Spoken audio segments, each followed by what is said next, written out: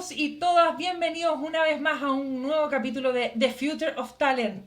Este espacio para hablar con expertos en futuro del trabajo, hablar de tendencias de capital humano, de startups, de todo el boom digital que hemos vivido en los últimos años con las startups relacionadas a talento. Mi nombre es Irene Schlechter y estoy feliz, junto con Endeavor, crear este espacio de entrevistas, de encuentro entre organizaciones, emprendimiento, para hablar del futuro del trabajo y lo que se ha tomado la agenda del C-Level, de los ejecutivos de las organizaciones a nivel mundial estos últimos años, sobre todo acelerados por la pandemia.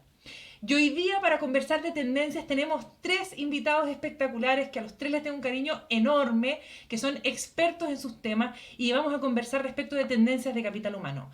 El primer invitado es Fernando Araf, socio en Araf Abogados, ex subsecretario del Trabajo en el Gobierno de Chile. Además es profesor de Derecho Laboral en la Facultad de Derecho de la Universidad Católica y del Diplomado en Derecho del Trabajo y Seguridad Social. Bienvenido, Fernando. Hola Irene, muchas gracias por la invitación. Oye, qué gusto encontrarnos de nuevo, Fernando. Nosotros Nosotros nos tuvimos mil gusta la webinars, conexión virtual. ¿Ah? sí, es verdad, es verdad. Hoy día en otro escenario, pero siempre con las mismas ganas, ¿cierto?, de conversar de estos temas tan interesantes. Así que nada, muchas gracias por la invitación y además con un tremendo panel que nos va a acompañar hoy día. Exacto. Así es, tenemos tremendo panel, nos va a acompañar además nuestra querida Lula, Carmen Luz Morales. Ella es ingeniera comercial, magíster en marketing relacional y es CEO y founder de Way Up. Son expertos en empleabilidad y desarrollo de habilidades directivas y metodología basada en assessment y en neurociencia. Así que bienvenida, querida Lula. Hola a todos, ¿cómo están? Muy feliz de poder participar con ustedes, con estos tremendos y queridos compañeros de pantalla. Feliz de poder compartir y conversar sobre este tema. Excelente, vamos a hablar de muchas cosas y además vamos a estar con nuestro querido Sergio Recabarren. Sergio es una apasionada por un tema que también es central en las tendencias de capital humano. El tema del enfoque, la pasión y la huella que se deja en relación al desarrollo del potencial humano en las empresas de una forma integral y holística. Él es fundador y CEO de The Human Experience. Es además personal advisor y es experto en liderazgo humano sustentable.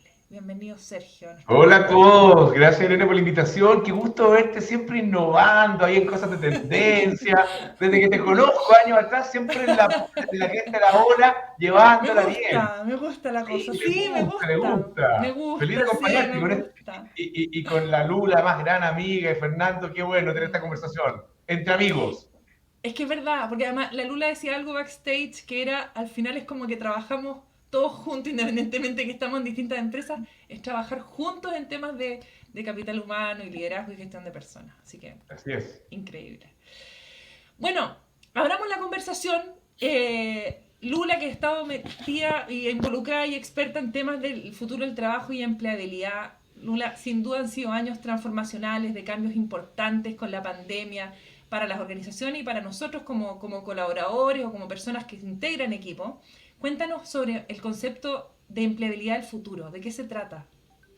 Oye, principalmente es que eh, hoy día existe una necesidad a nivel empresarial que es que los ejecutivos sean capaces de poder construir soluciones sobre modelos de negocio que todavía no existen con herramientas que aún están por desarrollarse. En problemas que ni siquiera se han planteado, la flexibilidad es algo totalmente relevante. Y existe un descalce porque si bien existen oportunidades laborales, también existe una necesidad de ciertas habilidades que hoy día no están desarrolladas. Entonces, entender cada uno cómo hacerse cargo de su propio mapa laboral es súper fundamental para que vayan construyendo, si quieren llegar a un hito relevante, entender cuáles son el maletín de herramientas que requieren para visitar ese lugar. Entonces, cuando hablamos de empleabilidad del futuro, es entender que las formas de contrataciones ya no son solamente la carrera profesional o las experiencias que tiene, también es el potencial que tiene la persona, es el mindset que tiene la persona, la capacidad de establecer redes, de construir su marca personal para aportar y construir a la marca global, desde construir marcas ciudadanas. Entonces, es relevante poder plantearse a futuro, entendiendo que cada uno tiene que ir construyendo su ruta o mapa. Ya hablo de ruta o mapa porque ya no existe el paradigma de carrera profesional, Mm. no competimos con nadie. esto es simplemente un mapa donde voy a visitar experiencias y no es, app is not the only way. Nosotros tenemos que ser capaces de decir cuáles sitios quiero visitar, voy a salir de la línea, voy a volver, quiero ser mamá, quiero entrar, la empresa siguiente, después voy a emprender, después vuelvo a la línea, y eso está todo permitido. Le presto servicio a 2 empresas en forma simultánea en diferentes países, media jornada aquí, media jornada allá, todo es parte de mi decisión y ese empoderamiento tiene que tomarlo cada uno. Y eso hacemos en Weyap. Oye, y súper clave lo que tú dices, porque al final en las empresas tratamos de generar estos planes individuales de desarrollo o entender cómo, hacia dónde quieres ir y cómo te acompaño en eso, pero hay que empezar por lo principal, que es escucharnos, parar, y que nos cuesta parar, ¿cierto? Más encima bombardeados de Instagram, WhatsApp, TikTok y todas las redes sociales. Mucho. Parar, detenernos y empezar a escuchar qué es lo que queremos. Sí, es extremadamente relevante que cada persona primero sepa quién somos. Yo creo que lo primero es entender qué somos, quién somos, cuáles son mis preferencias, mi ecuación de valor, tanto el conocimiento, mi trayectoria, mi experiencia, las habilidades, lo que tengo, lo técnico, la actitud, lo que me motiva, lo que genera esa motivación que sea un boost, el propósito mío, cómo se alinea de la organización, el costo energético, eso que realmente hace que yo no elija una acción porque si no mi resultado va a tener un denominador muy relevante y eso tiene que ir acompañado de un compromiso individual. De hecho, a mí, nosotros en nuestros programas llegan ejecutivos que tienen que hacer a veces un currículum o trabajar sobre sus brechas y conversar sobre qué es lo que quieren hacer para manejar ese descalce y hacer su plan laboral y trabajarlo. Me dicen, no, es que no alcancé. Pero sí podían hacerlo para un directorio y estar sentado al día siguiente y lo hacían con toda la convicción y decían, bueno, sí, ahí estaba dispuesto a quedarme hasta las 2 de la mañana. Entonces, es relevante que las personas trabajen en su compromiso personal también y que tomen conciencia de cómo quieren vivir esa ruta, porque ya no es la vida la que maneja o no es la empresa la que maneja esa ruta, no es el área de recursos humanos el responsable de desarrollar ese talento, somos nosotros los encargados de manejar y empoderarnos nuestro propio camino profesional. Y tomándome de eso, me voy a Sergio, porque Sergio, en los últimos años pareciera que hay una mayor conciencia en las empresas, porque se habla más de propósito, como decía Lula, de confianza, de colaboración, incluso hemos visto conceptos como la búsqueda de la felicidad, conceptos incluso como el amor dentro del lenguaje de las organizaciones, algo que era súper impensado hace muchos años atrás. ¿Cómo observas que este nuevo mundo o esta nueva conciencia de las empresas? Oye, yo he tenido el privilegio de observar, y el dato no es así como te digo miles, a unos 14.000 líderes en grupitos de 20, imagínate la cantidad de grupos en Latinoamérica, teniendo conversaciones desde hace 14 años, a partir del año 2008, 2009, como consultor. Y la evolución es salvaje, porque al principio el tema era show me the money, es decir, dame herramientas para liderar a otros. Entonces, lo que la gente necesitaba era saber que necesito herramientas para liderar a otros y completamente independiente de lo que pasaba contigo. Y lo que ha empezado a ocurrir con el tiempo, es lo que decía recién la Lula, es la conciencia de que si tú no te lideras a ti mismo, es imposible liderar virtuosamente a otros, generando efectos positivos. Y ese fue un primer como campanazo que sonó por allá, que te diría por el 2012. Cuando la gente, yo me acuerdo conversaciones con el fundador de Great Place to Work en su minuto, año 2010, donde él decía, no, a la gente le tenemos que entregar herramientas, nada de toma conciencia. Es fundamental la toma conciencia. Y lo primero que vino, te digo, por ahí por el 2012, que la gente se empezó a dar cuenta de que no podéis liderar, claro, no sacáis nada, porque con herramientas de liderazgo hay miles, si es que no estáis consciente de ti mismo, trabajado, qué te pasa. Y eso ha venido cambiando. Y de ahí ya empiezan a ver consciente de qué, consciente del contexto, consciente de muchas cosas, consciente de qué me pasa a mí, consciente del otro, consciente del tipo de relación que construye con el otro, relaciones de confianza, de respeto, relaciones de amor. Los gringos hablan del companionate love, el compañerismo, el amor en el... No amor del malo, no abuso. Amor, pero amor al prójimo en el trabajo. Y eso lo está empezando a entender las corporaciones, lo está empezando a entender las personas, los líderes. No obstante, todavía falta esto. Qué falta. Pero por lo menos ya están esos temas instalados y a mí no deja de llamarme la atención semana a semana cuando estoy con un nuevo grupo de 20 que estamos ahí. ¿Cómo les brillan los ojitos cuando tú empiezas a hablar de esto? Del trabajo con sentido, del propósito, del agregar valor. Y yo diría que el dato más relevante de los últimos ya 24 meses es la toma de conciencia de ese estudio que hay, que te dice que el 99% de nuestras acciones y decisiones en el día son en modo inconsciente. El 99%. Y la gente dice, ¿qué? Sí, pues señor, el 99% de lo que estás... Entonces empiezan a entender todo. Porque tienen un nivel de conciencia bastante similar cuando estáis en ese porcentaje, al de un chimpancé. Y a un chimpancé le podía entregar todas las herramientas de Harvard, de Singularity University, de liderazgo, pero las va a aplicar como un chimpancé. Entonces, ese es el gran desafío. Y cuando la gente entiende eso, ¿y qué es lo que hago? Trabajémoslo. Pero tú has visto como que ha habido un avance importante, quizás en ciertas industrias o en ciertos cargos, o ha sido... ¿Cómo lo has visto tú la evaluación? Yo creo que el principal avance es el darse cuenta de que esto es muy, muy importante y que ya no se trata del liderazgo en abstracto, en que dame herramientas de liderazgo, porque ya dame herramientas de liderazgo para recursos humanos. Mira lo que te estoy diciendo, porque no. Veamos cómo nos nutrimos todos para construir vínculos dentro de las organizaciones, que es completamente distinto, es un cambio de mentalidad. Y eso a la gente como que le está resonando mucho, y hay que empezar ahora a transformarlo en acciones, y yo creo que sí, hay avances, Irene, pero en mi experiencia, por lo menos, yo con Disclosure, yo trabajo en empresas que son menos grandes, retailer, banca, manufacturera, donde hay muchos líderes, muchos colaboradores, o sea, tenéis como grandes números. Los avances son lentos, pero en una tendencia positiva, sin lugar a dudas. Yo me imagino que empresas más multinacionales, más chiquitas, que tienen sus representaciones en Chile, Latinoamérica, 20, claro, están todos machucados, pero cuando tenéis, no sé, pues cualquier retailer grande, tenéis 1.400 líderes que viven en un mundo, metidos en el mundo real complejo de Chile, del transporte, es difícil llevarlo a la práctica real, de verdad. Ese es el mayor desafío. Y yo creo que el gran factor de aceleramiento disruptivo han sido las startups, sin duda, incluso en términos legislativos o laborales. Y ahí le pregunto a Fernando también cómo lo ha visto en términos, como que yo siento que en las startups se permite mucho más o se vive desde hace mucho más tiempo la flexibilidad o de trabajar desde donde quiera, un esquema de trabajo distinto. Y siento como que también fueron una fuerza que generó una transformación en los cambios legislativos y laborales en los últimos años. Sí, bueno, sin duda, yo creo que un poco lo que dice Sergio, lo que dice la Lula es bien cierto. Muchos de estos temas los venimos conversando hace largo rato. Y si bien han habido avances, seguimos con las mismas deficiencias que a lo mejor si hubiéramos tenido esta conversación hace 5 años atrás. Por ejemplo, tú dices el tema de la flexibilidad, ¿sí? Pero la flexibilidad hoy día, según los datos de la OCDE, Chile es el 5º país con mayor rigidez laboral dentro de los países OCDE. O sea, estamos muy lejos de ser flexibles, al contrario. La poca legislación flexible que tenemos, yo me atrevería a decir de los últimos años, la ley de teletrabajo. Y esa flexibilidad, que creo que es súper positiva, ya hoy día hay un proyecto de ley que la quiere restringir, ¿cierto?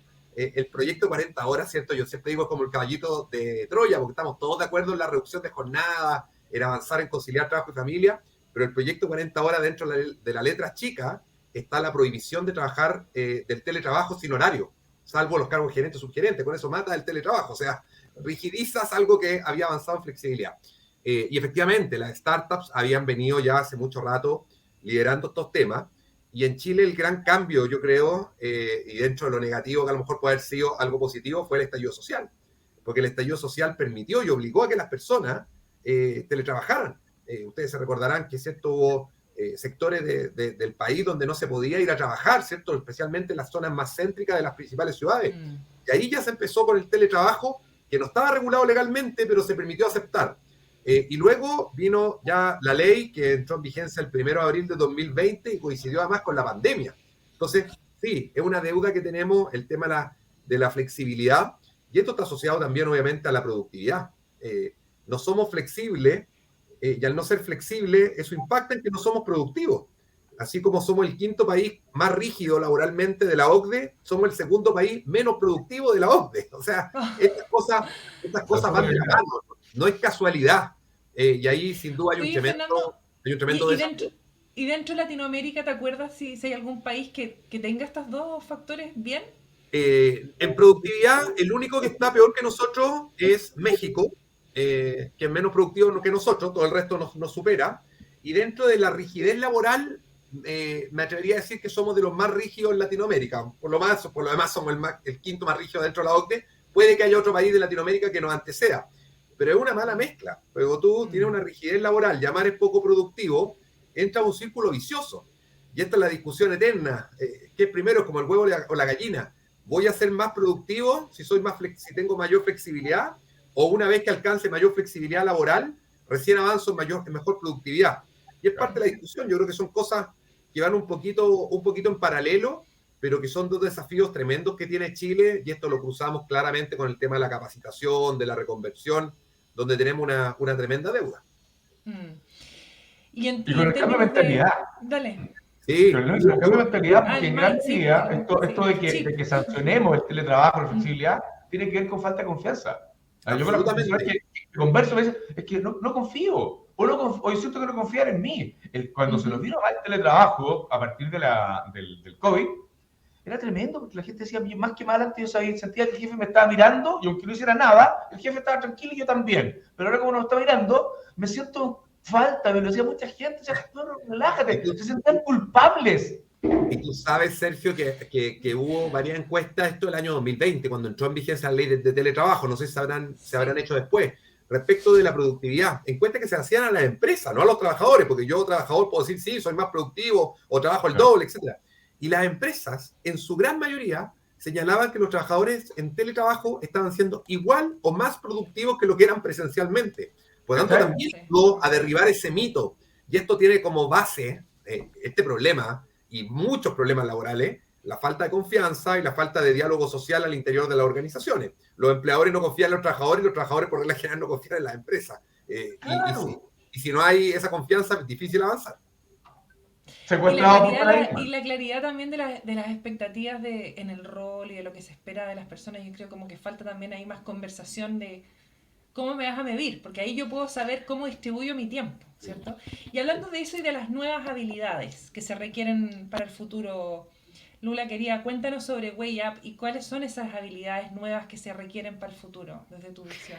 Oye, yo sí, complementando un poquito, yo siento que dentro de lo más relevante, efectivamente, es súper necesario establecer un nivel de confianza y que las organizaciones en sí, en el fondo, puedan tener esa capacidad adaptativa. De hecho, la adaptación es una de las principales habilidades de sociedades líquidas, lo dice Bauman, que es un sociólogo, en empresas líquidas, para poder establecer nuevos sistemas de adaptabilidad, la capacidad adaptativa. Lo que sí es extremadamente relevante es que cuando hablamos, por ejemplo, yo creo que la neurodiversidad también es un tema que tenemos que tener como claridad dentro de las organizaciones. Entender que no todos reaccionamos cognitivamente igual, que los paradigmas mentales son diferentes, que las personas, hay algunos que tienen un sistema de activación de comportamiento y se rigen mediante dopamina, y hay algunos que tienen un sistema de inhibición de comportamiento y que en el fondo van a ser menos propensos al riesgo.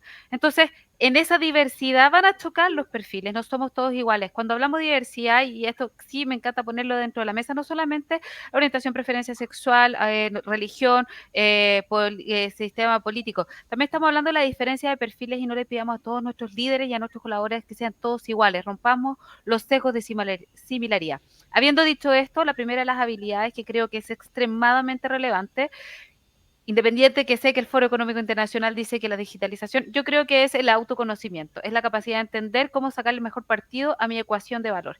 Por lo menos a mí me ha permitido apretar la tecla de mejorar la expresión exponencial de los talentos para que puedan empoderarse y construir mejores desarrollos. Creo que también otro tema relevante es el pensamiento crítico, que no es otra cosa que aprender a dudar y cuantificar la información que nosotros recibimos para poder decir cuál sí y cuál no desgloso. Pensamiento sistémico, para ya romper silos organizacionales y decir cómo yo aporto un sistema como una pieza de engranaje, y además cómo ese sistema, yo aporto mi área aporta a la empresa aporta a la sociedad y la sociedad aporta al mundo y a las personas y a los consumidores, etcétera. Y ese pensamiento sistémico también tiene que estar. Creo que la digitalización, por supuesto, con las 21 competencias digitales que tienen que existir, desde ciberseguridad, desarrollo, resolución de complejos, marketing digital, entre otras. También extremadamente relevante el poder compartir y tener conocimiento sobre cómo nosotros poder flexibilizar y adaptar nuestro modelo mental ante las amenazas y decir, bueno, cuando van a gestionar un cambio dentro de la organización, cómo se va a comportar mi cerebro y cómo adaptarme a esa situación, que es lo que conversamos de adaptabilidad, para poder confluir con lo que venga dentro de la organización y no ser resistente al cambio, el manejo de mi mindset. Creo que lo que denomina grit también, que es Carol Dweck con respecto a la perseverancia y la pasión, son formas que si bien la pasión siempre me retan porque no es una actitud, pero yo creo que la pasión de sentido, propósito y encontrar el tuyo como comulga con la organización se mueve y eso es relevante. Y también, para finalizar, para mí la madre de estas habilidades es learnability, la capacidad de aprender a aprender. El cómo nosotros entendemos que vivimos una situación de sociedad democratizada en educación hoy día, mediante YouTube, Coursera, Udemy, clases, etcétera, y nosotros somos responsables de nuestro propio crecimiento. Entonces, para mí, esa es una habilidad crítica que tienen que tener las personas, irlas desarrollando y medir las brechas cognitivas, tanto técnicas como estas power skills que permiten que las personas también se vayan gestionando mejor. Oye, la Lula es una enciclopedia y todo lo que dice es de verdad maravilloso. Es como ganas de ponerse a estudiar, te lo digo en serio. Pero el problema sigue siendo lo que tú partiste diciendo, Lula, lo primero, el tema de la autoconciencia. Porque todas esas cosas que tú acabas de mencionar en un chimpancé no operan. Operan en modo chimpancé. Y ahí tenemos que ser capaces de cuestionarnos nosotros mismos por qué siento lo que siento, por qué pienso lo que pienso, por qué me están dando ganas de matar este colega, el del silo de lo financiero que esté fijado. Vivimos llenos de paradigmas, cuestionando, juzgando, en modo piloto automático. Ese es el tema. Entonces, todas esas cosas que son indispensables de trabajo del futuro, digital, tecnológico, conectado, en un monito, la verdad, lamentablemente, con todo respeto que merecen los monitos, pero tienen un nivel de conciencia que no les permite el mayor desarrollo. El tema es cómo nos desarrollamos despertando. Y es un desafío enorme, porque te digo, la gente, y piensen ustedes mismos, yo mismo, si yo que tengo esta conciencia y que me despierto a cada rato, porque hoy tengo un botón de despertar la conciencia, porque si se falla y te vayas muy inconsciente, uno realmente no se da ni cuenta, ¿me tomé o no me tomé el remedio? ¿Cómo llegué hasta acá? O sea, el otro día en un taller me decían, ahora me doy cuenta por qué casi me morí porque no me había hecho examen control durante 3 años, y mi doctor me dijo, y entonces yo le dije, pero ¿por qué no me lo hice? Es que tú no estuviste, le dijo. El doctor me contaba, esta señora, es que tú no estuviste ahí. Y eso me lo dijo ella, diciendo, pero que me hace todo sentido lo que me estáis explicando, esto es 99% de inconsciencia. No estuve ahí, no estamos. Y ese es el tremendo desafío para poder entender todas esas cosas que dice la Lula, que yo las quiero abrazar. Pero tengo que estar ahí para entenderlas y tengo que estar ahí para aplicarlas.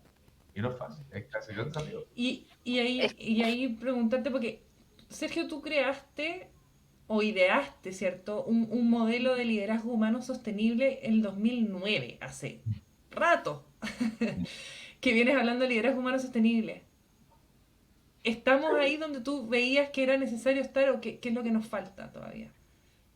Fíjate que ese modelo fue como un poquito bien anticipado y que fue de la observación de líderes reales con los que me tocó trabajar en mi vida corporativa y otros que me iban recomendando, me decían, ¿sabes qué? Este gallo lo hace.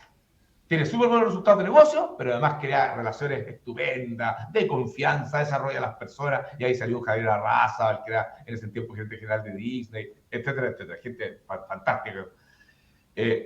Claro, eso ya viene y hay como cada vez más conciencia. El tema está en que yo diría que cada vez la vida se ha vuelto más compleja. Y cuando estáis sometidos a estrés, mientras mayor sea el nivel de estrés, menos consciente estáis. Te refugias en la inconsciencia. Ese es el problema. Sometido a estrés, no aplico casi nada de lo que tengo que hacer porque el estrés me lleva a refugiarme en mi conciencia. Por eso esta señora no estuvo ahí y se descuidó. Y a mí me impresiona, Irene y Lula y Fernando, cuando empiezo a conversar con la gente sobre cosas básicas, ¿cuál es tu nivel de actividad física? ¿Cuál es tu nivel de alimentación? ¿Qué desayuno tomáis? ¿Has hecho los controles básicos de salud? Bueno, estoy hablando de ejecutivos de compañía. No, nada de eso lo hacen. Toman desayuno pésimo. No tengo tiempo. Bueno, pero si no se trata de que sean deportistas de elite, es que caminé 20 minutos, 30 minutos diarios. No, es que no tengo tiempo. Es que entonces, ¿cómo te postergáis? Postergáis el principal proyecto, que es uno, para desde ahí liderar, incorporar este mundo más maravilloso, moderno, toda la competencia. Lo hacemos como un chimpancé más encima, mal alimentado, mal entrenado, y queremos lograr resultados. ¿A dónde? ¿De dónde? A mí me toca el tema de la conciencia, como del estar presente. A mí me pasa que el multitasking todo el día, que está ahí como en el mundo virtual con el celular exactamente, y al mismo tiempo como tratando de estar presente, es como que estuviéramos un déficit atencional permanente. Y además, Sí, no, dale, Lula. Perdón, pero comparto el concepto de atención plena. De hecho, nosotros ejercitamos a las personas para desarrollar atención plena porque esto del multitasking que dices tú, efectivamente es la necesidad del cerebro de, primero, si somos los monos y andamos en piloto automático porque nuestro cerebro necesita ahorrar glucosa. De hecho, es un órgano que pesa el 2% del peso total, pero que gasta el 20% en una condición normal. Y cuando estamos en estrés puede gastar el 25-30% de nuestra cantidad energética. Entonces el cerebro nos pide generar carreteras para estar en piloto automático. Ahora, específicamente, esas personas que son multitasking no tienen atención en todos lados, tienen una atención parcial, por lo tanto efectividad no tienen. Y de hecho, yo les pido a todos cuando estamos trabajando que cierren sus pantallas, que dejen una y empiezan a sentir la abstinencia. De hecho, los niños hoy día están viendo tele con el dispositivo al frente y es importante dejar esos hábitos de lado. Ahora, el hábito no se hace tan fácil porque el cerebro te va a pedir mantener lo que ya está acostumbrado a hacer y decir unifocal, de multifocal, también te va a generar una resistencia, vayas a sentir esa necesidad de abstenerte y poder estar. De hecho, yo le pido a los ejecutivos que jueguen con sus hijos 10 minutos y después les digo, dime en qué minuto queréis salir corriendo. No, y en verdad los 5 minutos. Claro, porque en el fondo te estás perdiendo de algo y tu cerebro siente que se está perdiendo de algo porque no existe un logro y estás acostumbrado a tener la atención solo donde hay un logro y en el disfrute, no. ¿Qué significa? Tengo que trabajar contigo una dieta mental sana para poder construir un buen sistema de neurotransmisores permanentes para poder estar con el estrés. Esa fue mi acotación desde la neurociencia. Es una enciclopedia la Lula. No, impresionante. No, Oye, pero Lula, además, yo quería agregar algo. Voy a aplicar esto de escanear. Sí. Debe tener un código de barra. Oye, no, el código de barra, como se me cayó el carnet con el código de barra. Se te cayó el carnet. No importa. Pero bueno, está bien. Ustedes me entendieron. No, lo que yo quería agregar además que esto es mucho más heavy, ¿cierto? En el caso de las mujeres, hablando del multitasking, un poco el tema de la falta de corresponsabilidad que tenemos en Chile, porque ya, además, si le suma, ¿cierto?, a las mujeres el tema de las labores domésticas y de cuidado, que lamentablemente hoy día en Chile son de cargo de ellas. El 97% de las personas que hoy día no trabaja remuneradamente por razones familiares son mujeres. En Chile tenemos una ausencia tremenda de corresponsabilidad y lo sufrimos y lo vivimos con la pandemia. Y por eso que durante la pandemia la tasa de participación femenina cayó así y la de los hombres cayó un poquito menos. ¿Por qué? Porque quienes tuvieron que renunciar a sus pegas, a sus proyectos, a sus trabajos para el cuidado de los hijos, ¿cierto? Porque estaban encerrados los colegios, las escuelas, los jardines infantiles, fueron las mujeres. Entonces, tú les pones ese componente, además, de la poca equidad y la poca corresponsabilidad que hay, y es una bomba bien jodida, bien difícil, ¿cierto?, de digerir. Además, con esto de los hábitos que decía la Lula, que me encuentro toda la razón, que cuesta cambiarlo, ¿cierto? Y hay que trabajarlo.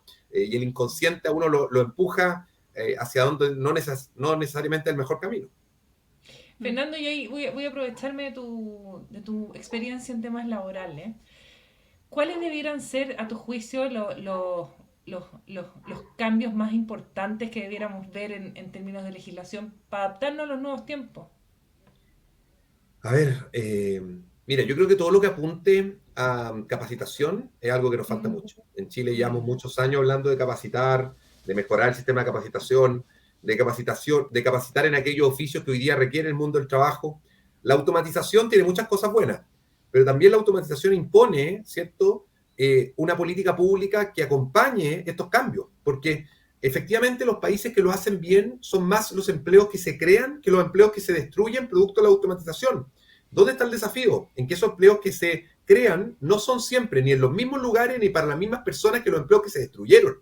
Y por lo tanto, esos empleos que se destruyeron, todas esas personas tienes que tomarlas, tienes que capacitarlas, tienes que reconvertirlas. Yo pongo siempre dos ejemplos que son bien cotidianos, ¿cierto? Las personas que hoy día trabajan en los peajes, los peajistas. Es una labor que tarde o temprano va a ir desapareciendo, ¿cierto? Porque las autopistas concesionarias, ¿cierto?, van a ir poniendo estos tags, ¿cierto? Que uno agradece cuando viaja. Los pórticos, que pasa bastante más rápido, ¿cierto? Y uno al tiro sabe cuando saca un taco en carretera, el 80% de las veces no es por accidente, sino porque viene un peaje más adelante. O lo mismo, el caso, ¿cierto?, de los supermercados, ¿cierto? Las personas que atienden en las cajas. ¿Qué vamos a hacer con esas personas? ¿Las vamos a dejar ahí? ¿Le vamos a decir, sabe que su oficio desapareció? ¿Arréglesela? No. Tenemos que capacitar, tenemos que reconvertir. Pero ahí es importante la política pública. Y es importante, ¿cierto?, por el tema cultural. En Chile los cambios culturales llegan tradicionalmente empujados por los cambios legales.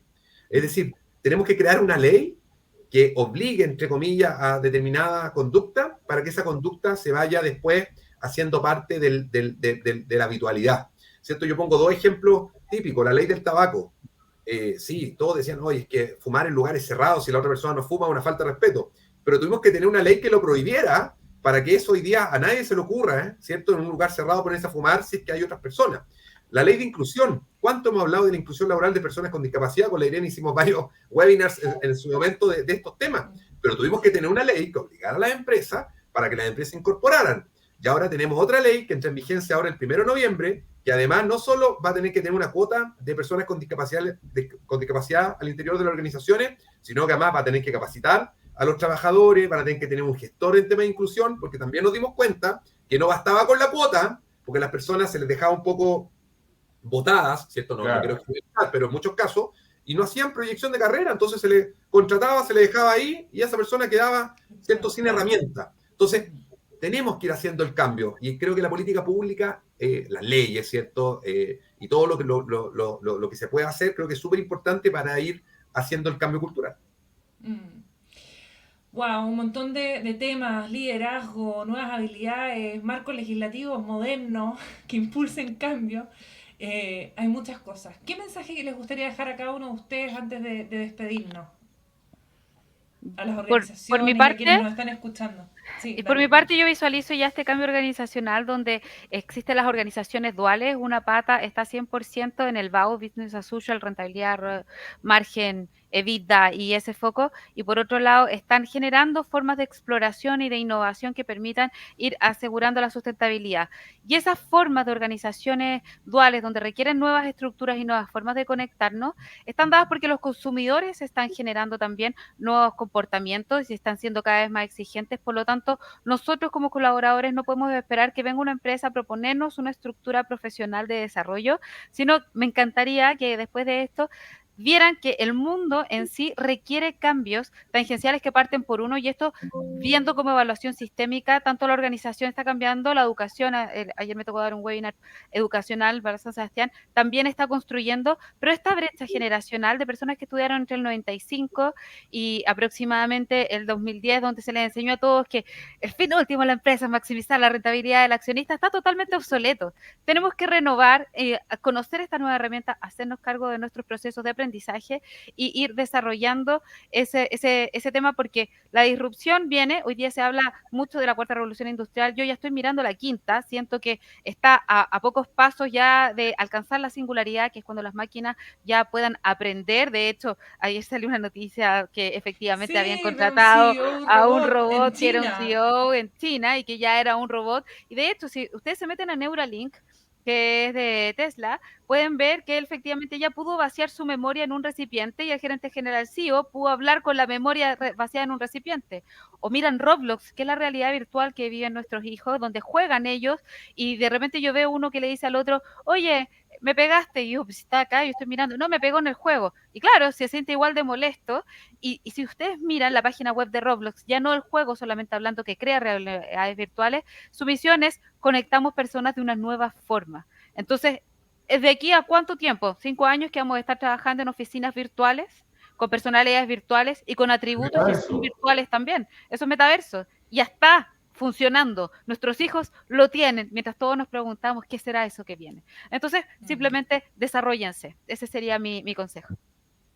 Súper. Sergio. Mi mensaje sería, antes de que las máquinas nos reemplacen, y por lo tanto los seres humanos sigamos siendo los protagonistas, no sé cuánto tiempo nos queda todavía para ese momento, humanicémonos. Y eso pasa por básicamente estar consciente del contexto que vivimos, consciente de uno mismo y consciente del otro, y a partir de ahí construir vínculos virtuosos en el mundo del trabajo, de confianza, de respeto, de desarrollo, de sentido común, de buscar un sentido que agregue valor, y entre todos, pero eso no lo logramos en modo mono.